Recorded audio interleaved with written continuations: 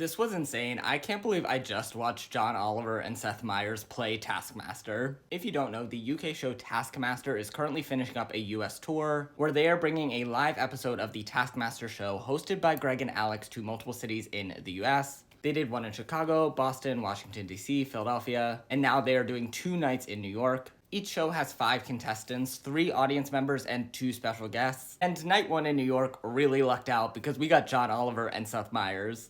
They were both just as funny as you would expect. John was incredibly competitive. Like, you could tell he wanted to win so badly, and Seth was just there to have a good time. And they basically played out a full episode of Taskmaster down to Greg and Alex doing their little intro banter. They did a prize task, and then all of the other tasks were recreation of live tasks that they've done on the show.